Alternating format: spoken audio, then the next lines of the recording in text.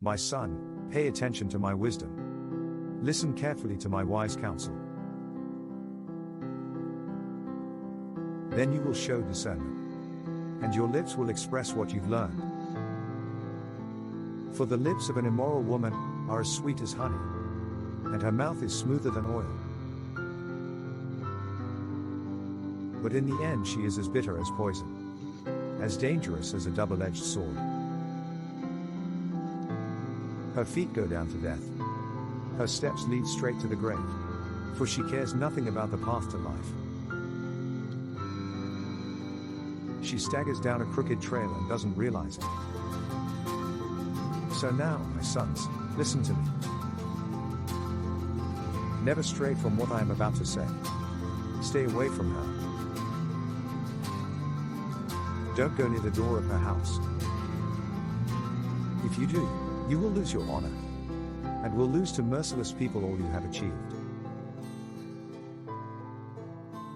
Strangers will consume your wealth, and someone else will enjoy the fruit of your labor. In the end you will groan in anguish, when disease consumes your body.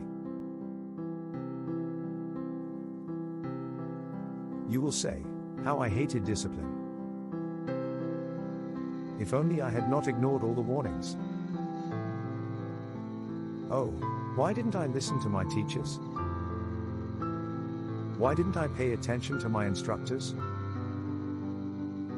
I have come to the brink of utter ruin, and now I must face public disgrace. Drink water from your own well. Share your love only with your wife. Why spill the water of your springs in the streets, having sex with just anyone? You should reserve it for yourselves. Never share it with strangers. Let your wife be a fountain of blessing for you. Rejoice in the wife of your youth. She is a loving deer, a graceful doe. Let her breasts satisfy you always. May you always be captivated by her love. Why be captivated, my son, by an immoral woman? Or fondle the breasts of a promiscuous woman? For the Lord sees clearly what a man does, examining every path he takes. An evil man is held captive by his own sins. They are ropes that catch and hold him. He will die for lack of self-control. He will be lost because of his great foolishness.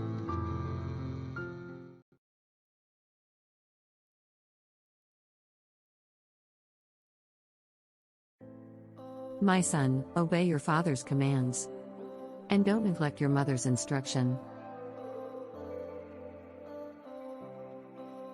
Keep their words always in your heart.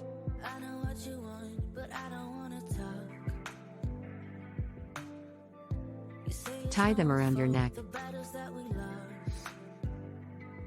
When you walk, their counsel will lead you.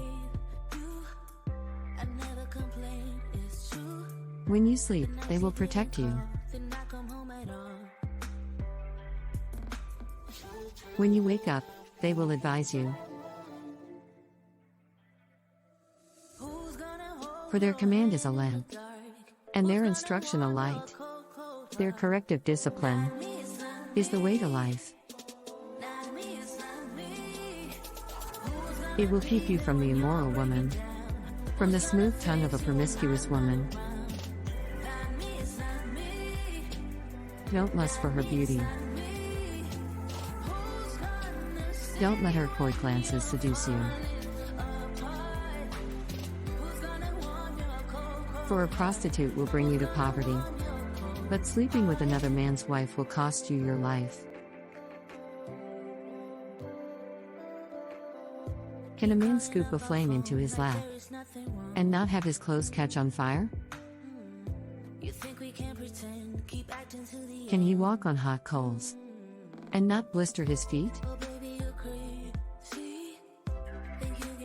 So it is with the man who sleeps with another man's wife. He who embraces her will not go unpunished.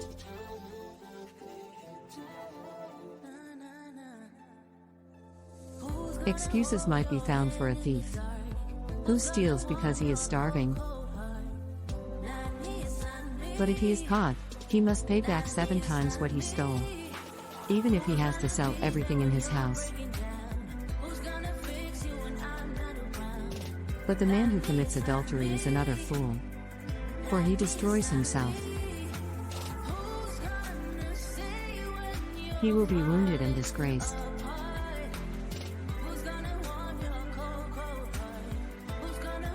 His shame will never be erased.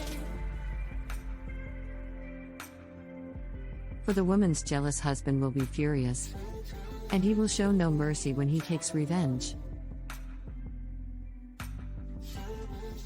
He will accept no compensation, nor be satisfied with a payoff of any size. Follow my advice, my son. Always treasure my commands. Obey my commands and live. Guard my instructions as you guard your own eyes. Tie them on your fingers as a reminder. Write them deep within your heart. Love wisdom like a sister. Make insight a beloved member of your family. Let them protect you from an affair with an immoral woman, from listening to the flattery of a promiscuous woman. While I was at the window of my house, looking through the curtain, I saw some naive young men, and one in particular who lacked common sense. He was crossing the street near the house of an immoral woman, strolling down the path by her house. It was at twilight, in the evening, as deep darkness fell.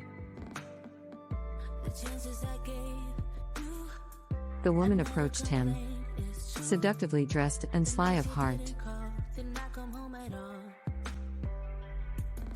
She is often in the streets and markets, soliciting at every corner. She threw her arms around him and kissed him. And with a brazen look she said, "I've just made my peace offerings and fulfilled my vows.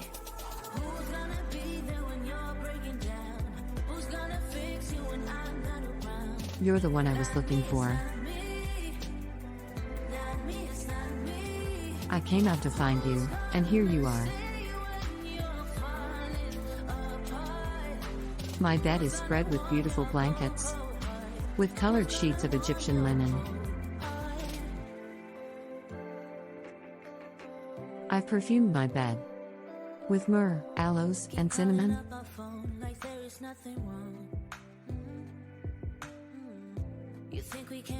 Come, let's drink our fill of love until morning. Let's enjoy each other's caresses, for my husband is not home. He's away on a long trip. He has taken a wallet full of money with him, and won't return until later this month." B.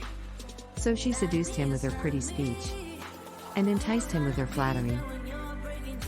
He followed her at once, like an ox going to the slaughter.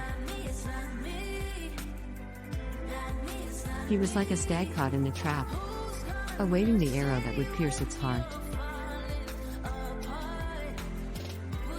He was like a bird flying into a snare, little knowing it would cost him his life.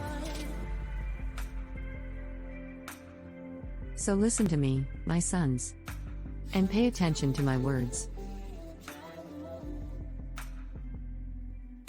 Don't let your heart stray away toward her. Don't wander down her wayward path. For she has been the ruin of many. Many men have been her victims. Her house is the road to the grave. Her bedroom is the den of death.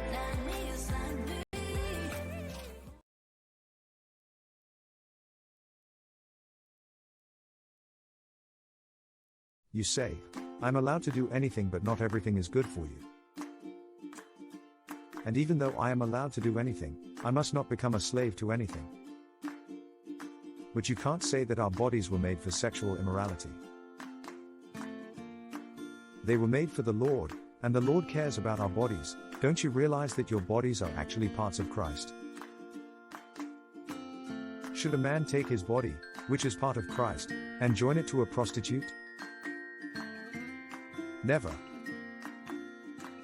And don't you realize that if a man joins himself to a prostitute, he becomes one body with her? For the scriptures say, the two are united into one. When I wrote to you before, I told you not to associate with people who indulge in sexual sin. But I wasn't talking about unbelievers who indulge in sexual sin. You would have to leave this world to avoid people like that. I meant that you are not to associate with anyone who claims to be a believer yet indulges in sexual sin. Don't even eat with such people. Run from sexual sin. No other sin so clearly affects the body as this one does. For sexual immorality is a sin against your own body. Don't you realize that your body is the temple of the Holy Spirit, who lives in you and was given to you by God? You do not belong to yourself, for God bought you with a high price. So you must honor God with your body.